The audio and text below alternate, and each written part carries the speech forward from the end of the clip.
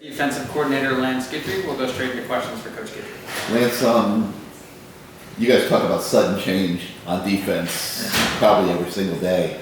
That was probably a little bit of a different situation the other night where your side of the ball, I'm sure, thought they were done for the night, and then not making an excuse for what happened. But I'm sure. Kinda, you always have the guys ready, until it's over with. So you don't want to celebrate. It's just coach talk, which you always do. You're always talking to the kids until the horn blows and the play's blown dead. You got to be ready.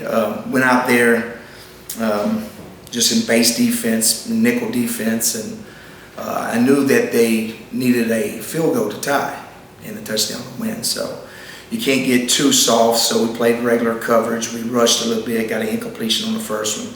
The second one, I actually thought TC was going to pick. And when they had 15 seconds left, I was going kind of through my mind. I really wanted to pressure him, was what I really wanted to do, because he really had two plays. If he throws an out route or anything like that, they can line up and kick a field goal. And we ended up running just regular coverage, and we got some movement on him, and he moved out of the pocket. And the receiver broke off the route. Hindsight, as a coach, you're always trying to what could I have done? And I really should have pressured him in that point. If it got to the last play, then went with a prevent defense and try to play jump on the end zone. But it's on me. My job as a defense coordinator is to get the stop at the end.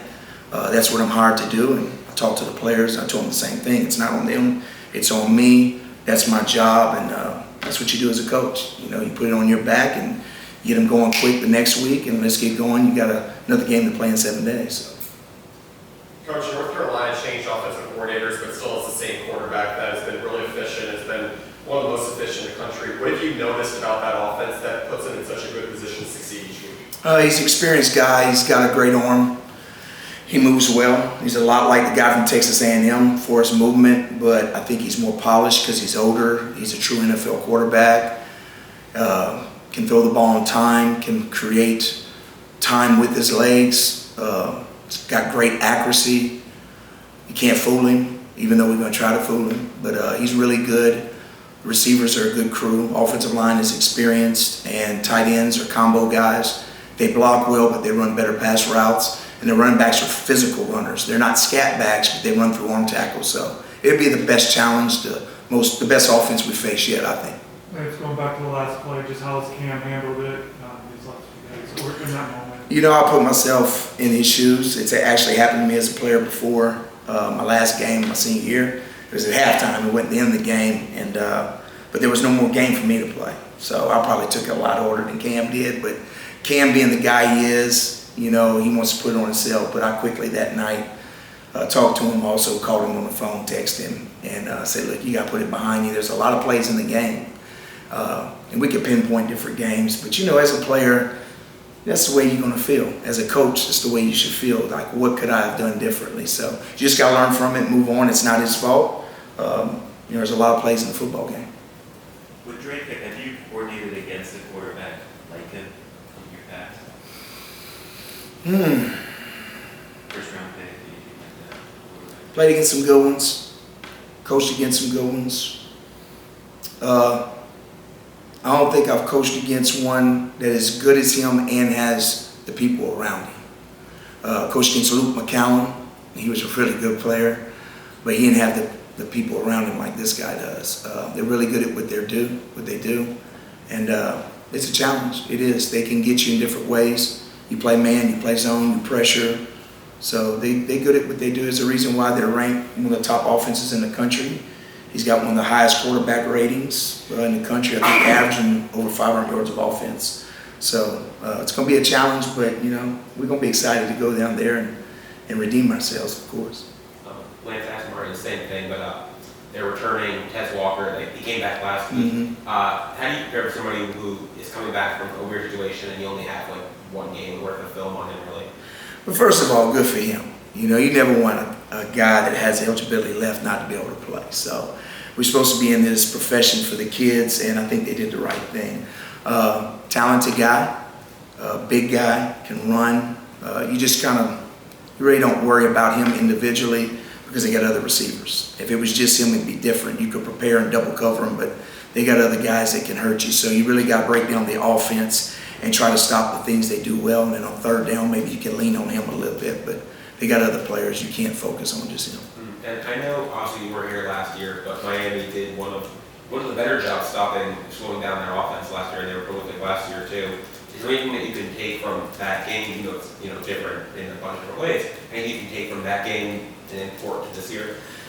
Usually what you did well last year and what you saw, they're going to change. So I'm not going to use none of that, but you just break down as many games as you can. You try to find out the games that the coordinator called, and he's a little bit of everything. He's a little bit of Gus Malzahn. His run game came from North Texas a little bit, so he's been with different people, and he does a good job at what he does. And he'll look at us defensively, and he'll have a good plan for us, and we'll have to counter with whatever he sees. You told us previously that you prefer to rush 5, right? Because that's what they don't want you to do. Is that philosophy still firm against a guy like a Drake Maye who has the talent to? I think you got to change up things. You might rush 3, you might rush 4, you might rush 5, you might rush 6, you might bring everybody. You're going to have to mix it up and not tip your hand. And you might have to double call some things. So there's a lot of stuff there. There's a lot of meat to the bone right there, and we'll have to do a good job of trying to confuse him. So we got to empty the playbook and do whatever we need to do to try to get this win, because we're going against a really good offense. How about the run game? Run game's good. They're solid. Their offensive linemen stay on blocks. They're big. They can kind of swallow you up a little bit.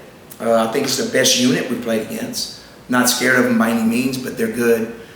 Tight ends are good blockers. They're better catching the ball running, but the running backs are the difference. They run through arm tackles, so we're going to have to hit them at the line and chop them down, and because they're thick. They're all 220-pound guys. We've been facing a lot of scat backs. So.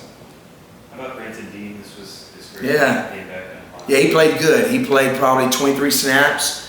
Hopefully we'll get to play him more, around 30 hopefully this week, but he was good, especially down the stretch. He played some meaningful snaps at the end, which was really good. So yeah, getting him back's going to be, full tilt's going to be awesome. The James Williams pick, how big was that for his confidence? Big. James, it seems like he's getting better and better. His confidence is getting more and more, and he's, I'm excited for him because I think he feels good about himself, and that's the most important thing. And I coach him hard. I really do. I don't give him a lot of breaks, and he'll tell you that, but I always tell him I love him and I coach him hard because I'm trying to bring out the best in him, and I think he's responded really well to me. And Coach Adai does a great job in the film room breaking things down. So. You've coached in a lot of different places, been around. The one thing, just observing from the outside looking in the last few days, is this looks like a really tight organization where no one's pointing fingers. Yeah. You guys seem in this thing all together. Yeah. Through a pretty tough moment the other night. Can you talk about that a little bit? In life in general, you go through things, and sometimes you're not prepared for things, and sometimes you self-inflict. But family stays together, and that's what we preach around here. And this is Coach Cristobal's home. He's a product of Miami.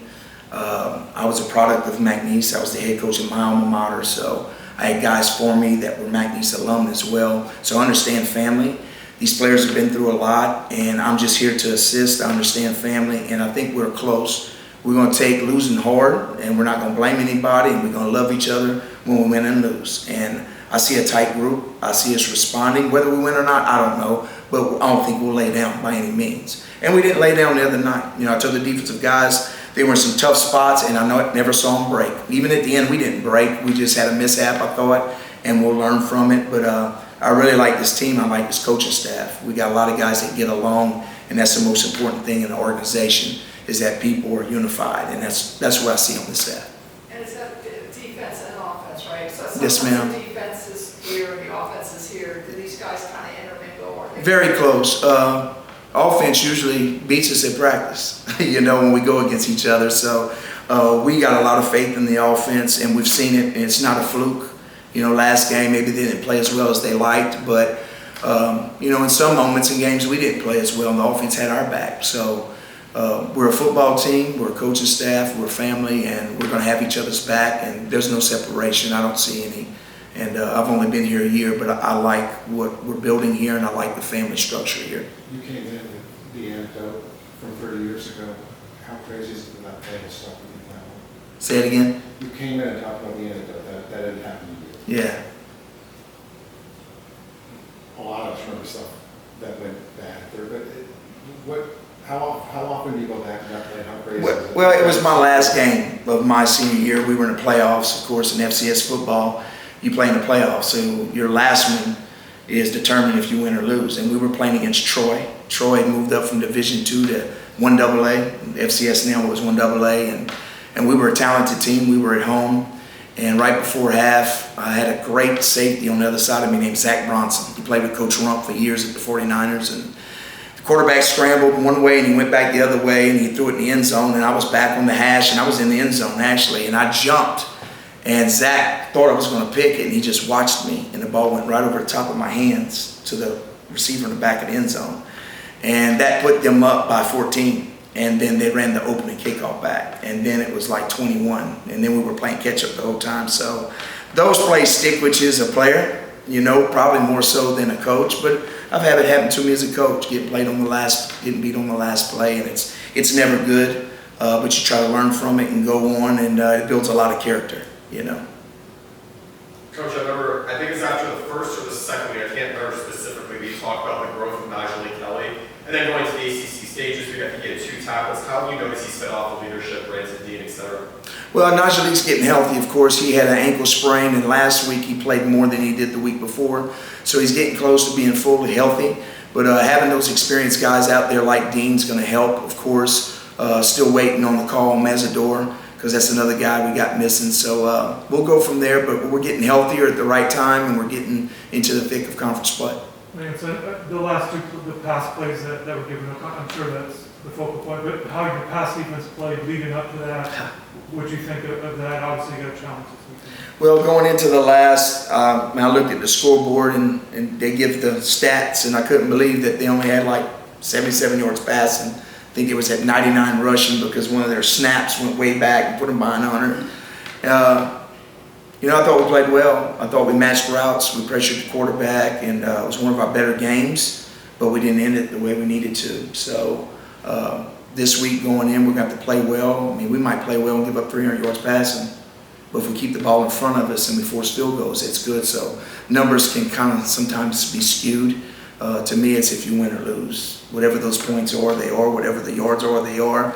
You need to get the W. That's the most important thing in football, is that final stat. And on our goal board, I think we got 15, 16 stats. And number one, the most important is win or loss. And we didn't get it this week, and it's the only thing that matters. It was the first one. Your secondary almost all played, all 5 guys. I think Jaden got in there, I think, on the corner. Yeah. Do you sense maybe you might have to, or you might go to other corners or other this week? Sometimes it's the flow of the game, how many points you're up, get them in a good spot, because when you want to get them in, you want to have them get in a good situation. You don't want them to go in when we're backed up or the game is real close and there might be a trick play come in. So you want to have some breathing room so those guys can play in spots to where they have a good chance. But when it's really tight, you want to go with the guys that, you know, kind of got you there, and the experienced guys and the ones that have kind of earned the right to be the first team. So.